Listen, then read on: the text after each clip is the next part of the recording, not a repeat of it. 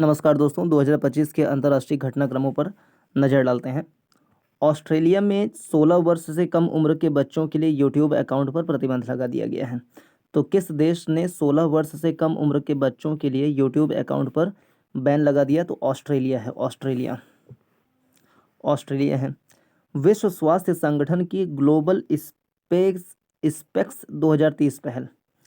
तो global specs 2030 पहल किसका है? डब्ल्यूएचओ का है। डब्ल्यूएचओ का ग्लोबल स्पेक्स 2030 पहल किसका है?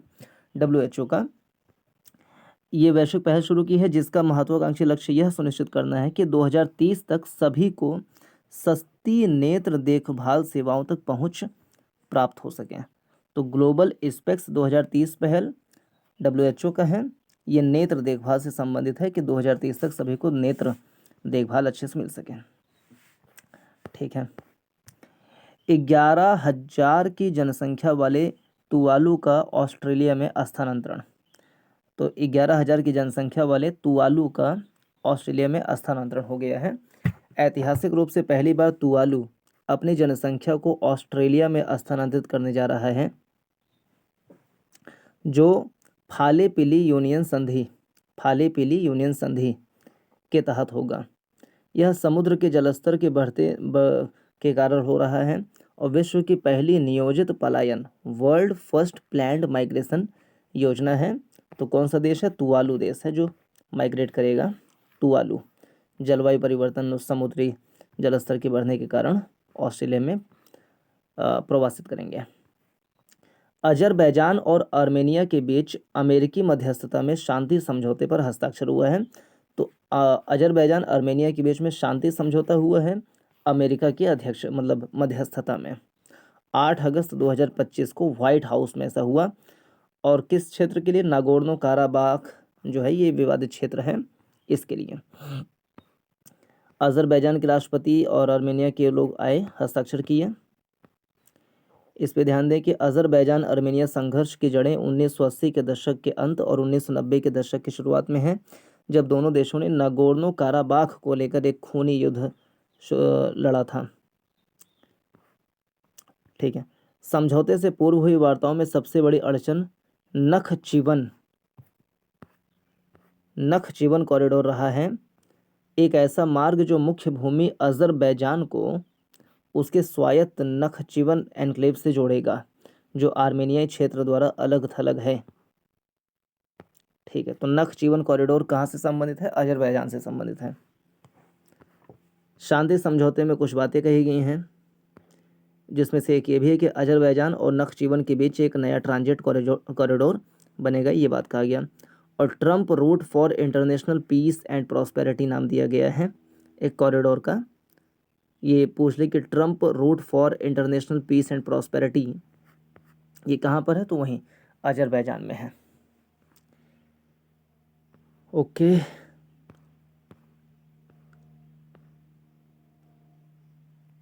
विश्व सतत विकास रैंकिंग 2025 जारी हुआ है। विश्व सतत विकास रैंकिंग कौन निकाला? तो संयुक्त राष्ट्र सतत विकास समाधान नेटवर्क निकाला है। भारत 99वें स्थान पे है। सतत विकास लक्ष्य रैंकिंग में भारत का स्थान है 99।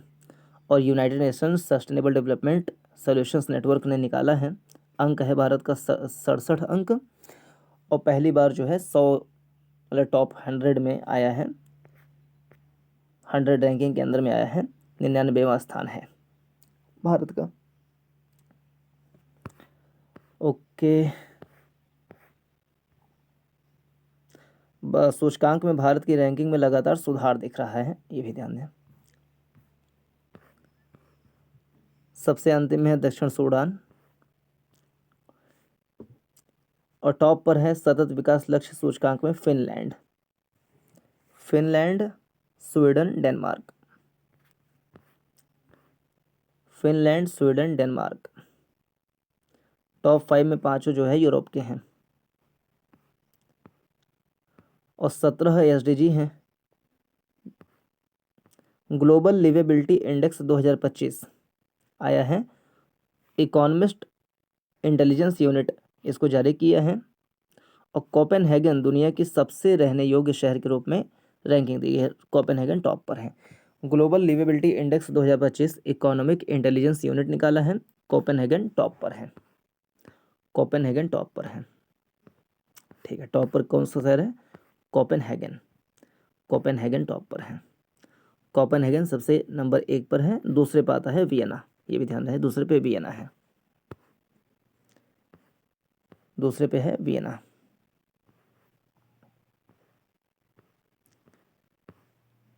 ठीक है, 34वां नाटो शिखर सम्मेलन 2025 नीदरलैंड के द हेग में हुआ है। ये भी ध्यान रहे कि 34वां नाटो शिखर सम्मेलन कहाँ हुआ? नीदरलैंड के द हेग में हुआ, द हेग में। इसमें ध्यान रहे कि वॉशिंगटन संधि के आर्टिकल 5 के अनुसार सदस्य देशों में से किसी पर भी हमले को सभी देशों पर हमला माना जाएगा। ये नाटो की एक खास बात है। आर्टिकल 5, आर्टिकल 5 में बात है कि एक पर हमला सब पर हमला, ये आर्टिकल 5 में है। एक पर हमला सब पर हमला आर्टिकल 5 में है। और 2026 में नाटो का सम्मेलन कहाँ होगा? तुर्की में प्रस्तावित है। वैश्विक शांति सूचकांक 2025 institute for economic and peace निकाला है, institute for economic and peace निकाला है ये वैश्विक शांति सूचकांक। इसमें भारत का रैंक है 115, टॉप पर है आइसलैंड, टॉप पर है आइसलैंड, टॉप पर आइसलैंड है। और भारत का रैंक है 115, भारत 115वें स्थान पर है। ऊर्जा संक्रमण सूचकांक 2025 विश्व आर्थिक मंच इसको निकाला। ऊर्जा संक्रमण सूचकांक कौन निकालता है? विश्व आर्थिक मंच। ऊर्जा संक्रमण सूचकांक विश्व आर्थिक मंच निकालता है। और भारत की रैंक है 71st। ऊर्जा संक्रमण सूचकांक में 71वें स्थान पे भारत है, विश्व आर्थिक मंच इसको निकालता है। टॉप पर है Sweden, Finland, Sweden Finland, Sweden Finland top पर है।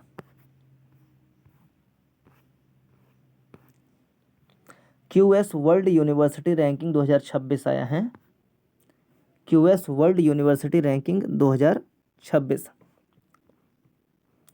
इसमें अमेरिका के सबसे ज़्यादा आए हैं संस्थान 192, अमेरिका टॉप पर है, फिर यूके, फिर चीन, अमेरिका यूके चीन टॉप पर है।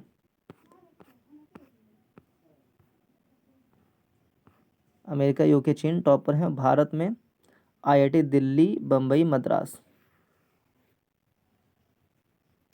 भारत के जो टॉप संस्थान है वो आईआईटी दिल्ली, बम्बई, मद्रास ये हैं। किसमें? क्यूएस वर्ल्ड यूनिवर्सिटी रैंकिंग में भारत के जो हैं वो IIT Delhi, IIT Bombay, IIT Madras ये टॉप के हैं। और वैश्विक स्तर पर देखें तो टॉप पे है Massachusetts Institute of Technology America वाला, इंपीरियल कॉलेज लंदन, फिर Stanford University America, Massachusetts Institute of Technology America, फिर Imperial College London. World's best hospitals 2024 आया है। All India Institute of Medical Sciences New Delhi को 97वां स्थान मिला है। ये ध्यान रहे, एम्स दिल्ली को 97वां स्थान मिला है। वर्ल्ड्स बेस्ट हॉस्पिटल 2024 में एम्स दिल्ली को 97वां स्थान मिला है, 97वां स्थान एम्स दिल्ली को। परमाणु शस्त्रागार पर सिपरी की रिपोर्ट 2025 आई है। स्टॉकहोम, सिपरी का फुल फॉर्म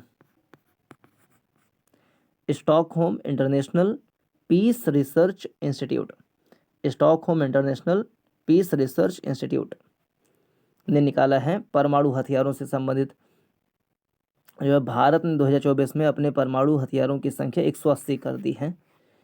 ये ध्यान रहे कि भारत में 180 परमाणु हथियार हैं और अमेरिका के पास खूब ज़्यादा हैं, टॉप पर तो यही है। न्यू स्टार्ट समझौता हुआ था 2010 में। अमेरिका के पास सबसे ज़्यादा है परमाणु संपन्न कितने देश हैं? 9 देश हैं परमाणु संपन्न। अमेरिका, रूस ये टॉप पे है, अमेरिका पहले पे, फिर रूस, फिर यहाँ देखिए फ्रांस, यूके, चीन, भारत, पाकिस्तान, उत्तर कोरिया, इजराइल, इन सब के पास में है परमाणु हथियार, 9 देशों के पास। G7 राष्ट्रों का 51वां शिखर सम्मेलन हुआ है। 51वां G7 राष्ट्रों का 51वां शिखर सम्मेलन हुआ कहाँ पे?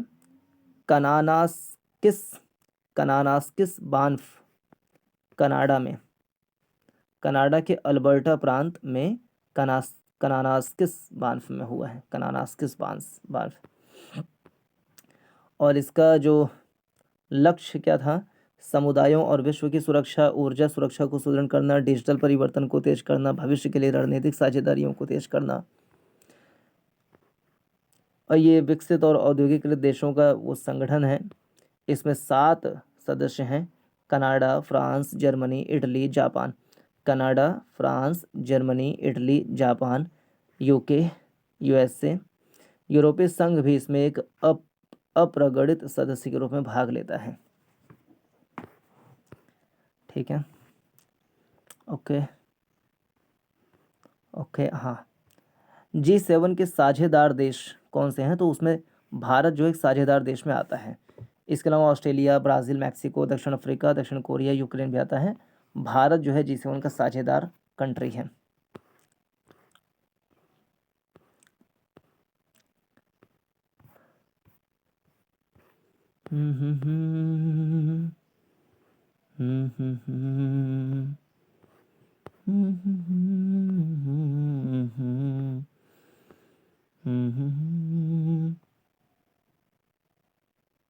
भारत ने अंतर्राष्ट्रीय सौर गठबंधन को वैश्विक ऊर्जा सहयोग के लिए एक मॉडल के रूप में प्रस्तुत किया था G7 में। ओके, प्रधानमंत्री मोदी की साइप्रस, कनाडा और क्रोएशिया की यात्रा हुई। साइप्रस की यात्रा की है तो वहाँ का सर्वोच्च सम्मान मिला, grand cross of the order of Makarios III। Grand cross of the order of Makarios III Cyprus का सर्वोच्च नागरिक सम्मान है, मोदी जी को मिला। फिर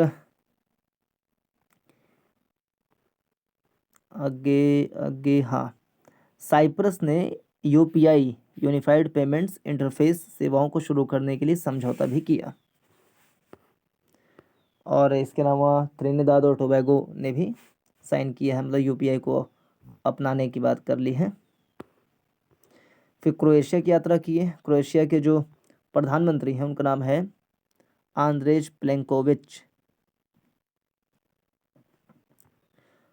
और क्रोएशिया के राष्ट्रपति हैं जोरान मिलानोविक। ठीक है, इसमें पॉइंट ध्यान दें कि क्रोएशिया की यात्रा करने वाले प्रथम भारतीय प्रधानमंत्री बने थे नरेंद्र मोदी जी। फिर बॉन जलवायु परिवर्तन शिखर सम्मेलन, बॉन जलवायु परिवर्तन सम्मेलन 2025 हुआ बॉन शहर में। और बॉन शहर कहाँ पर है? तो वो जर्मनी में है।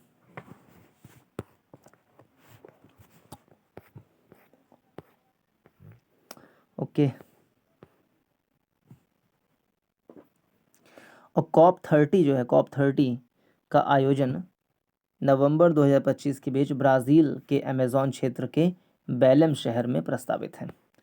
ग्लोबल जेंडर गैप रिपोर्ट 2025 कौन निकाला है? तो विश्व आर्थिक मंच, वर्ल्ड इकोनॉमिक फोरम ने निकाला है ग्लोबल जेंडर गैप रिपोर्ट 2025। इसमें भारत का स्थान क्या है? 131वां स्थान है, 131st स्थान है। Global gender gap report world economic forum निकालता है, भारत का स्थान है 131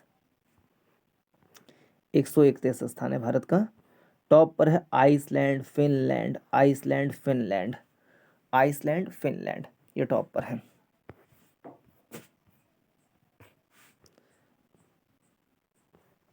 भारत जो है 131वें स्थान पे है, 131st स्थान पे है भारत।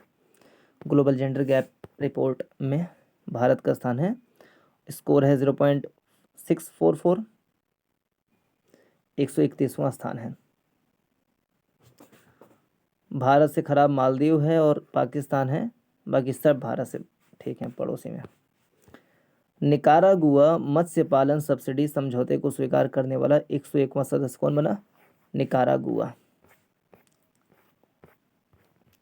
यूनेस्को द्वारा 16 नए वैश्विक भू पार्कों की घोषणा की गई है। ठीक है, जिसमें से भारत का कोई भी नहीं है। Global data centre market comparison report, global data centre market comparison report, इसको कुशमैन एंड वेकफील्ड ने जारी किया है। ओके, वर्जीनिया अमेरिका इस पे टॉप पे है। मुंबई के डेटा सेंटर की निर्माणाधीन क्षमता 335 मेगावाट है। 9वीं ब्रिक्स उद्योग मंत्रियों की बैठक हुई। 9वीं ब्रिक्स उद्योग मंत्रियों की बैठक हुई। इसका थीम था अधिक समावेशी और टिकाऊ शासन के लिए वैश्विक दक्षिण सहयोग को मजबूत करना। और भारत ने स्टार्टअप नॉलेज हब की शुरुआत इसमें की। स्टार्टअप नॉलेज हब की शुरुआत की।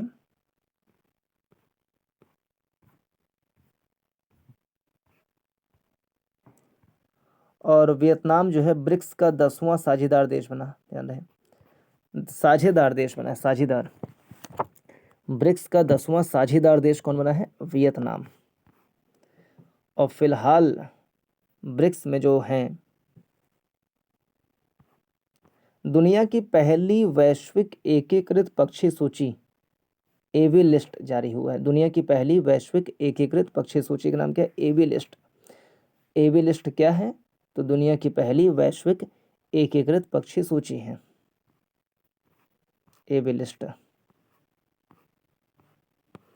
ब्राजील और फ्रांस की ब्लू एनडीसी चैलेंज पहल। तो ब्लू एनडीसी चैलेंज पहल किसका है? ब्राज़ील और फ्रांस का है। ब्लू एनडीसी चैलेंज किसका है? ब्राज़ील और फ्रांस का है। ब्लू एनडीसी चैलेंज पहल देशों से आग्रह करती है कि वे अपने राष्ट्रीय जलवायु प्रतिज्ञा पत्रों में महासागर केंद्रित जलवायु उपायों को शामिल करें। मानव विकास रिपोर्ट 2025 में भारत का स्थान है 130। ह्यूमन डेवलपमेंट रिपोर्ट 2025 का आया है। यूएनडीपी इसको निकालता है, यूएनडीपी के द्वारा निकाला जाता है। भारत का स्थान है 130वां स्थान भारत का, 0.685 स्कोर है। और मध्यम मानव विकास की श्रेणी में भारत आता है। मध्यम मानव विकास की श्रेणी में टॉप पर है Iceland, Norway. Iceland, Norway top पर है। मानव विकास रिपोर्ट में आइसलैंड और नॉर्वे टॉप पर है।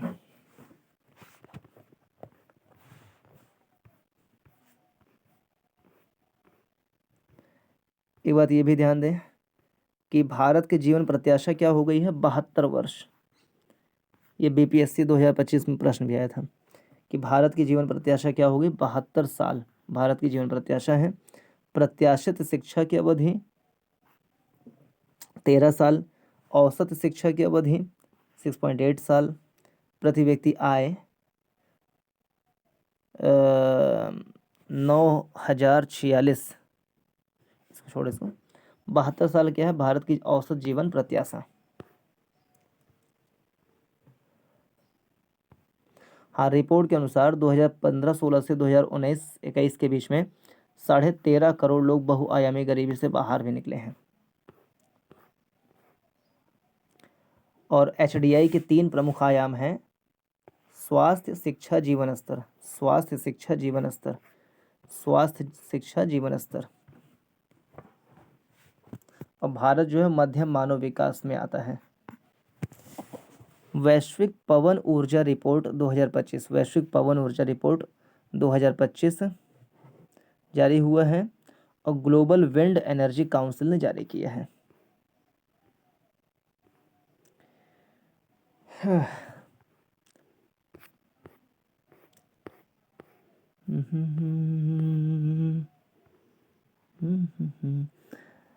ऑफशोर पवन ऊर्जा क्षमता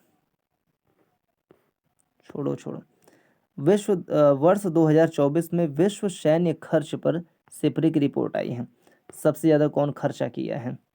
पूरी दुनिया में देखें, विश्व के कुल सैन्य खर्च पर 3.2% रहा है। भारत का ये है। भारत के सैन्य खर्च में थोड़ी सी वृद्धि हुई है 1.6% की, और 86 अरब डॉलर का भारत ने अपने जीडीपी से खर्चा किया है। और कुल सैन्य खर्च का पूरे दुनिया में देश के जीडीपी का भारत ने अपने सैन्य खर्च में जीडीपी का 2.3% खर्च किया है। जीडीपी का 2.3% रक्षा पे खर्च किया है, और विश्व के कुल सैन्य खर्च का 3.2% खर्चा किया है या खर्चा करता है। और टॉप पर कौन देश हैं तो लिस्ट दिया होगा। सबसे ज़्यादा कौन खर्च करता है? अमेरिका, चीन, रूस, जर्मनी, भारत। भारत है 5 रुपये। सबसे ज़्यादा खर्च करता है कौन? अमेरिका, फिर चीन, रूस, Germany, Bharat. Okay okay okay. विश्व प्रेस स्वतंत्रता सूचकांक 2025 जारी हुआ है। भारत का स्थान है 151 इसमें। रिपोर्टर्स विदाउट बॉर्डर्स इसको निकालती हैं रिपोर्ट को। रिपोर्टर्स विदाउट बॉर्डर्स द्वारा जारी किया जाता है, और रिपोर्टर्स सैंस फ्रंटियर्स भी इसका नाम है। टॉप पर है नॉर्वे। टॉप पर है नॉर्वे एंटीबेरेटर। भारत का 151 स्थान है। भारत का रैंक है 151, और अति गंभीर स्थिति को प्रदर्शित करती हैं। अति गंभीर स्थिति में है भारत का। 151वां स्थान है भारत का। और भारत से अच्छी स्थिति है बांग्लादेश की, श्रीलंका की, नेपाल की।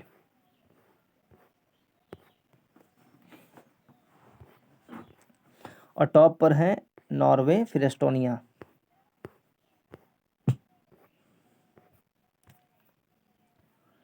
जलवायु परिवर्तन प्रदर्शन सूचकांक, इसमें भारत का स्थान है 10वां। जलवायु परिवर्तन प्रदर्शन सूचकांक जो है आया है, इसमें भारत का स्थान है 10वां। और पहले पे है डेनमार्क, मतलब चौथे पे है डेनमार्क। 1 2 3 शुरुआती 3 खाली है, चौथे पे डेनमार्क है। भारत है 10वें पे।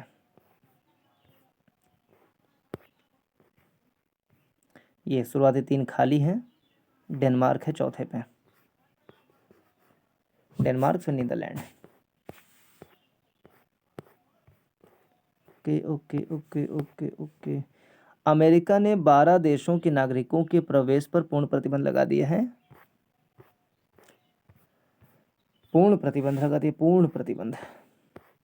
सऊदी अरब में दुनिया का पहला एआई डॉक्टर क्लिनिक खोला गया। दुनिया का पहला एआई डॉक्टर क्लिनिक कहाँ खुला है?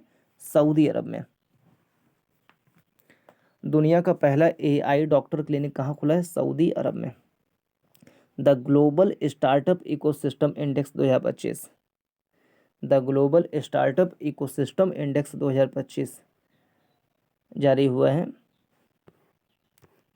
इसमें एशिया प्रशांत क्षेत्र में वृद्धि दिखाई जा रही है। बेंगलोर टॉप 10 में आता है। सैन फ्रांसिस्को सबसे ऊपर है।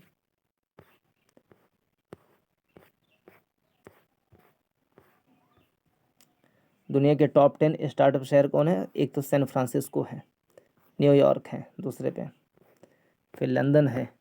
टॉप 10 में बेंगलुरु का भी स्थान है। बेंगलुरु 10 में आता है, 10वें नंबर पे। और नई दिल्ली 11वें पे आता है, ये भी ध्यान रहे। 6 पूर्वी अफ्रीकी देशों ने कालाजार उन्मूलन के लिए समझौता किया है। चाड, जिबूती, इथोपिया, सोमालिया, दक्षिण सूडान और सूडान ने समझौता किया है। WHO और अफ्रीकी संघ के सहयोग से ऐसा हुआ। कालाजार के उन्मूलन के लिए 6 देशों ने समझौता कर लिया है आपस में। संयुक्त राष्ट्र सुरक्षा परिषद के 5 नवनिर्वाचित अस्थायी सदस्य बने हैं। उनके नाम पता है: Bahrain, Colombia, DRC Democratic Republic of Congo, Latvia, Liberia. Bahrain, Colombia, Latvia, Liberia, DRC। Bahrain, Colombia, Colombia, Latvia, Liberia, Bahrain, DRC। और लाटविया पहली बार सुरक्षा परिषद का सदस्य बना है इसमें से, ये ध्यान है, लाटविया पहली बार बना। ACI एशिया पैसिफिक और middle east air connectivity ranking 2024 जारी हुआ। WHO ने पहली बार वैश्विक महामारी संधि को स्वीकार किया है। वैश्विक महामारी संधि को स्वीकार किया WHO ने। वर्ल्ड हेल्थ असेंबली के दौरान ऐसा किया कि ग्लोबल पैंडेमिक ट्रीटी को साइन किया है। ग्लोबल पैंडेमिक ट्रीटी को साइन किया है वर्ल्ड हेल्थ असेंबली के दौरान जिनेवा में। उद्देश्य है कि भविष्य में महामारी की स्थिति में समानता आधारित और समन्वित वैश्विक स्वास्थ्य प्रतिक्रिया को सुनिश्चित करना।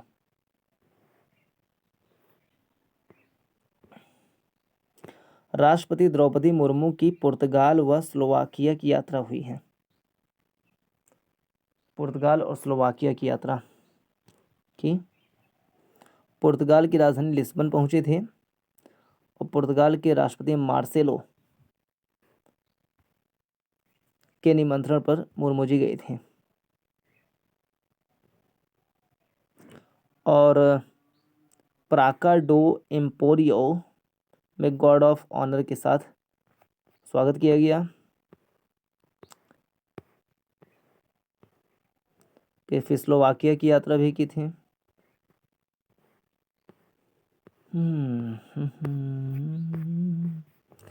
प्रधानमंत्री मोदी की सऊदी अरब की यात्रा भी हुई। सऊदी अरब गए थे मोदी जी 22 अप्रैल को।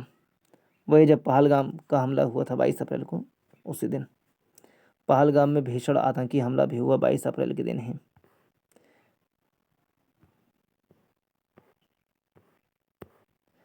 और भारत विभिन्न क्षेत्रों में $100 अरब की निवेश की सऊदी अरब की प्रतिबद्धता की समीक्षा तथा भारत मध्य पूर्व यूरोप आर्थिक गलियारा जो आईमेक है, Indian middle east Europe economic corridor की दिशा में हो रही प्रगति पर भी चर्चा की। 46वां आसियान शिखर सम्मेलन 46वां आसियान शिखर सम्मेलन का आयोजन कहाँ हुआ? Kuala Lumpur, Malaysia. 46वां आसियान शिखर सम्मेलन मई में हुआ कुआलालंपुर में, मलेशिया में। 2025 वाला विषय था इंक्लूसिविटी एंड सस्टेनेबिलिटी। आसियान में जो है इसकी स्थापना 1967 में हुई थी। इसका मुख्यालय जकार्ता में है। 10 देश हैं। मोदी की श्रीलंका यात्रा हुई। 7 समझौते पर हस्ताक्षर किया गया। अप्रैल के महीने में यात्रा हुई थी। रक्षा सहयोग समझौता, ऊर्जा क्षेत्र में सहयोग, डिजिटल परिवर्तन, सोलर पावर प्रोजेक्ट, स्वास्थ्य, दवा, सांस्कृतिक धार्मिक जीर्णोद्धार और श्रीलंका मित्र विभूषण सम्मान से सम्मानित किया गया मोदी जी को। 6वां बिम्स्टेक शिखर सम्मेलन, आसियान वाला 46वां सम्मेलन हुआ था कुआलालंपुर, मलेशिया में। अब बिम्स्टेक सम्मेलन जो है वो 6वां वाला 2025 में हुआ था। वो हुआ कहाँ? बैंकॉक में। और कब हुआ? 4 अप्रैल को हुआ। डेट भी देना, 4 अप्रैल को हुआ और बैंकॉक में हुआ। बैंकॉक में थीम था prosperous, resilient and open BIMSTEC. Prosperous, resilient and open BIMSTEC. 7 देश हैं इसमें और बैंकॉक विजन 2030 अपनाया गया। इस दस्तावेज को बैंकॉक विजन 2030 आया। 21 सूत्री कार्य योजना भी लाई गई। इसमें देखो तो टाटा मेमोरियल कैंसर सेंटर सदस्य देशों में कैंसर उपचार व्यवस्था को बेहतर बनाएगा। ये लाया गया एक चीज व्यवस्था भारत के द्वारा।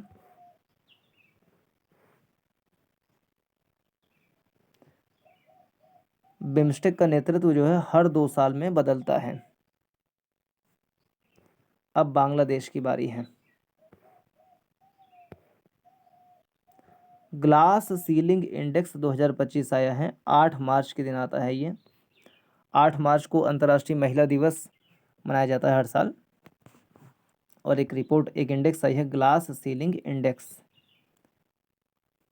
ग्लास सीलिंग इंडेक्स कार्यरत महिलाओं के लिए सर्वश्रेष्ठ और सबसे कठिन देशों की तुलनात्मक समीक्षा करती है। स्वीडन ने आइसलैंड को पछाड़कर कार्यरत महिलाओं के लिए सर्वश्रेष्ठ देश पा गया। तो स्वीडन जो है सबसे टॉप पर है इसमें।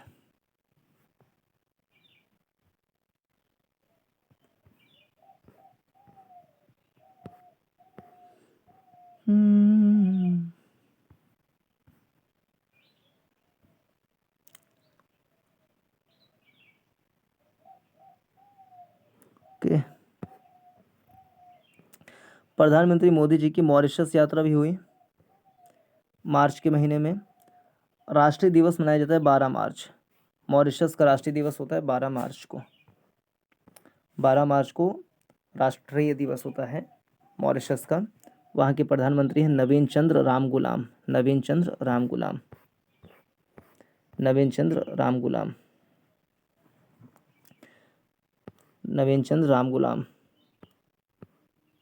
और अटल बिहारी वाजपेयी लोक सेवा एवं नवाचार संस्थान भी खोला गया मॉरिशस में। अटल बिहारी वाजपेयी लोक सेवा एवं नवाचार संस्थान खोला गया मॉरिशस में।